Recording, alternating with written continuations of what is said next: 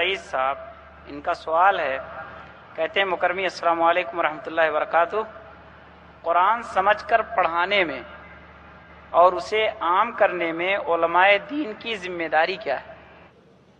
بھائی صاحب کا سوال یہ ہے کہ قرآن پاک کو سمجھ کر پڑھنے میں اور پڑھانے میں علماء کرام کی ذمہ داری ہے۔ جیسا کہ میں نے عرض کیا، آپ کے سامنے حدیث پڑھی صحیح بخاری کی حدیث نمبر 3461 کہ نبی اکرم صلی اللہ علیہ وسلم نے فرمایا بلغوا عنی ولو آیا۔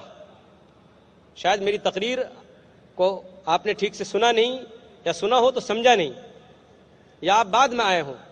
میں نے عرض کیا کہ اس حدیث کی روشنی میں ہر مسلمان پر، ہر ایمان والے پر اور ہر کلمہ پڑھنے والے پر ضروری ہے کہ وہ قرآن کی تبلیغ کرے۔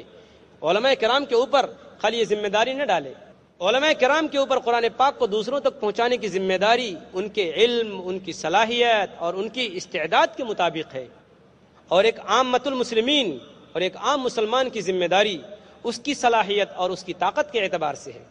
اگر آپ پورا قرآن دیکھ کر پڑھنا جانتے ہوں تو ان لوگوں کو بتائیے جو قرآن پاک دیکھ کر پڑھنا نہیں جانتے۔ اگر آپ قرآن پاک حفظ جانتے ہو، قرآن پاک آپ کو زبانی یاد ہے، تو آپ کے ذمہ ضروری ہے اس حدیث کی روشنی میں کہ آپ دوسروں کو حفظ یاد کرائیے۔ حتیٰ کہ اگر آپ کو قرآن پاک کی ایک سورت یاد ہو، وہ سورت دوسرے کو یاد کرائیے، یا ایک آیت یاد ہو، وہ دوسرے کو یاد کرائیے۔ میں آگے بڑھ کر کہتا ہوں اس حدیث کی روشنی میں کہ اگر آپ کو ایک آیت کا معنی اور مطلب معلوم ہے، یا ایک سورت کا معنی اور مطلب معلوم ہے، تو آپ اس تک پہنچائیے جس کو اس آیت کا مطلب اور معنی معلوم نہیں ہے۔ یہ بھی تبلیغ دین کے اندر شامل ہے۔ اپنا دامن نہ چھوڑائیے۔ یہ تو ہم اپنا دامن بچا رہے ہیں۔